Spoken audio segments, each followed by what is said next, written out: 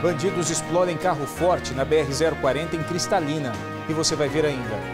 Pais são suspeitos de terem espancado o bebê até a morte em Santo Antônio do Descoberto. Valparaíso fica quase 8 horas sem energia elétrica. Agricultores estão otimistas com a colheita da soja. É agora, no Jornal Anhanguera, segunda edição.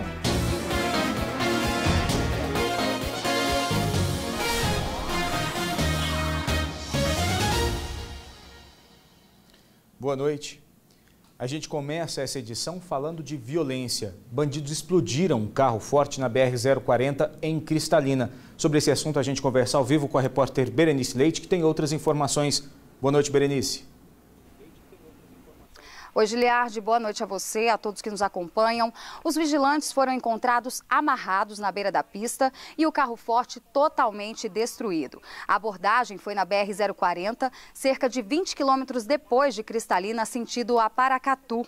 O motorista do carro teve que parar o veículo depois que os assaltantes atiraram contra ele usando fuzis. Segundo os vigilantes que foram rendidos, eram pelo menos 10 bandidos fortemente armados. Além dos malotes, eles levaram as armas dos vigilantes e os coletes. A caminhonete usada no assalto foi encontrada cerca de 2 quilômetros depois, abandonada em uma ribanceira. Segundo a polícia, eles tiveram apoio de outros 2 veículos nessa fuga. Até agora, ninguém foi preso. A polícia continua fazendo buscas na região e sobre o motorista, ele apenas teve ferimentos leves no rosto, mas passa bem.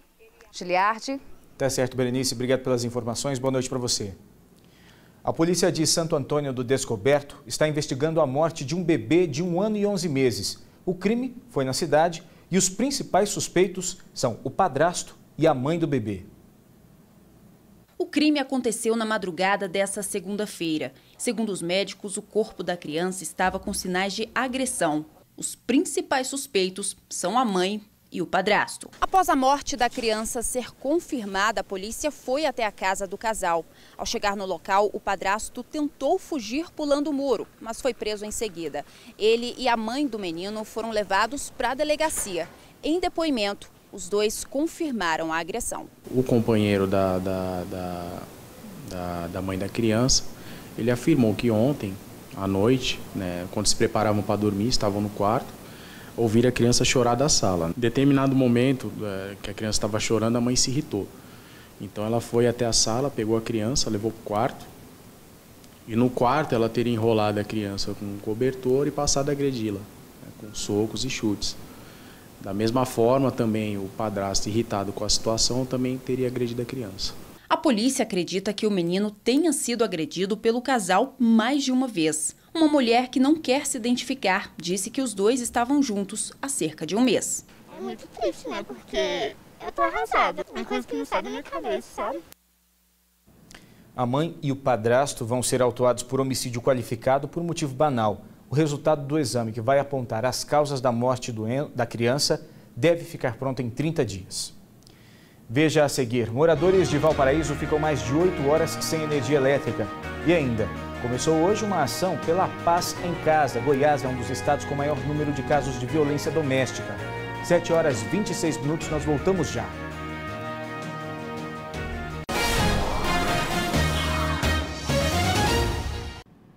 Moradores e comerciantes de Valparaíso ficaram sem energia por quase 8 horas. Eles dizem que o problema é recorrente na cidade. Um dia praticamente perdido para essa sorveteria. Aqui faltou energia de 11 da manhã às 5 da tarde do domingo, bem no horário de maior movimento. Depois que o picolé derrete e congela, a qualidade muda. Quem também teve prejuízo no domingo foi essa comerciante que vende açaí. Não consegui trabalhar e fez muito calor e eu fiquei sem condições de trabalhar. E a falta de luz no final de semana atingiu outros bairros de Valparaíso. Aqui no Esplanada 1, a situação ficou ainda pior. Isso porque os moradores dependem de um poço artesiano. E sem energia não foi possível ligar a bomba que faz a distribuição. Além de ficar sem luz, também ficaram sem água o dia todo. Na casa da dona Vilzani, domingo é dia de colocar as tarefas em dia. Mas como a luz voltou só à noite, toda a roupa que ela tinha que passar ficou acumulada. Isso acontece com frequência aqui? E o Anjo, desde que eu mudei para cá, que isso aqui não é novidade. Eu mudei para cá em 2011. Muitos moradores ligaram na CELG para fazer a reclamação. Segundo eles, há pelo menos um mês tem faltado energia por um longo período e sempre nos finais de semana. Mínimo de consideração e respeito com os moradores seria comunicar que vai faltar energia no dia tal. Agora, a preocupação dos moradores e comerciantes é se no próximo fim de semana vai faltar luz de novo. Eles não vão vir aqui pagar o dia que eu perdi de trabalho para poder me ressarcir. A CELG disse que a queda de energia foi por causa de uma falha no sistema. O Corpo de Bombeiros de Lusiânia fizeram ontem à noite o resgate de uma mulher que caiu em uma cisterna. Daiana Souza Gonçalves, de 25 anos, ficou mais de 40 minutos dentro do buraco. O caso foi no Jardim São Paulo. Os bombeiros de Lusiânia tiveram que montar um sistema de tripé para resgatar a vítima. A mulher de 25 anos caiu em uma cisterna na noite do último domingo. Testemunhas que passaram pelo local ouviram o pedido de socorro dela e chamaram os bombeiros. O buraco tem aproximadamente 10 metros de profundidade. Não havia tampa e nem sinalização. Em nota, a Prefeitura disse que assim que é avisada sobre caso de terrenos com cisternas abertas, a Secretaria de Postura envia fiscais. O dono é identificado e notificado para regularizar a situação. Começou hoje em todo o país uma ação da Justiça pela paz em casa. A campanha é para estimular mulheres vítimas de violência a denunciar os agressores. E você vai ver agora na reportagem do Fábio Castro que Goiás é um dos estados com maior número de casos desse tipo de agressão. Uma família destruída que ainda custa acreditar na morte de Gisele Evangelista. O suspeito é José Carlos de Oliveira Júnior. Ele foi preso e contou que asfixiou a namorada depois de uma discussão no apartamento dele. Não justifica tirar uma vida alegando conforme que foi através de devido ciúme. A família conta que Gisele já tinha sofrido outras agressões, mas preferiu se calar. Por isso, os parentes dão um recado. Não aceitem um empurrão, não aceitem um aperto, um controle de vestimenta. Não aceitem, porque é assim que começa. Em 2016, último dado disponível, mais de 1 milhão de processos relativos à violência doméstica estavam em tramitação na Justiça em todo o Brasil. Goiás, onde Gisele morava e trabalhava como funcionária pública, é um dos estados com maior número de agressões. Mais de 57 mil casos. Para agilizar o julgamento desse tipo de processo, começou hoje um mutirão nos tribunais de justiça de todos os estados.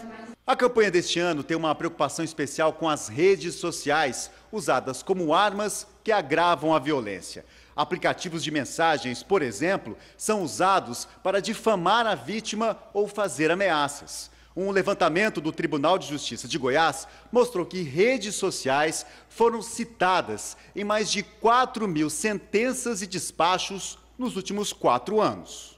Com xingamentos, ameaças, inclusive. Existem relatos, situações, ocorrências registradas de homens até que mandaram fotos de armas, no sentido realmente de ameaçar a parceira, a ex-parceira. Pausa para os comerciais. Em instantes a gente mostra que a greve dos vigilantes do DF começou a atrapalhar os serviços públicos. E ainda, produtores estão otimistas com a colheita da soja nessa safra, mas estão preocupados com o preço. Agora 7h33, fique com a gente.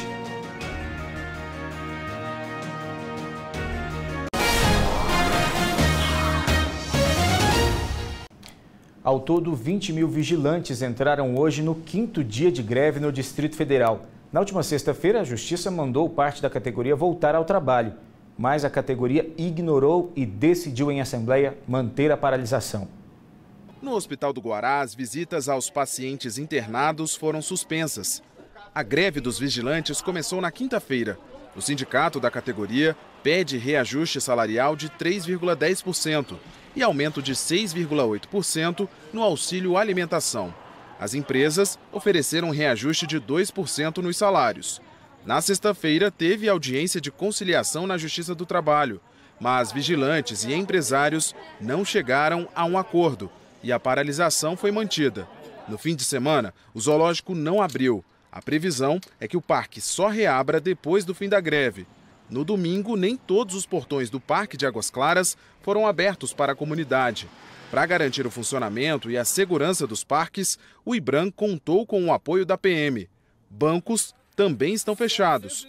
Uma decisão da Justiça do Trabalho determinou que 100% dos vigilantes que trabalham nas áreas de saúde, bancos e INSS voltem ao trabalho. Mas a categoria, em assembleia, decidiu manter a paralisação. A multa imposta pela Justiça em caso de desobediência é de R$100 mil. O sindicato já recorreu da multa. E a colheita da soja está a todo vapor aqui em Lusiânia. A expectativa de produtividade é boa, mas o preço não está agradando. Nessa fazenda em Lusiânia, o produtor vem mantendo a área plantada de soja há 3 anos. São 2.000 hectares. Ele preferiu não arriscar. Espera uma produtividade menor que no ano passado. Ano passado fechou uma média de 64 sacos na média geral de toda a fazenda. E este ano, os talentos foram colhidos até agora, está sendo em torno de 20% da menor. Seguindo a rotação de cultura, aqui a soja foi plantada onde antes tinha milho. E foram feitos investimentos em adubação e correção de solo, que é quando o produtor aplica calcário e gesso para devolver a força do solo e melhorar o desenvolvimento da planta. Mas, segundo esse agrônomo, apesar de todos os cuidados, o clima teve forte influência nessa produtividade menor.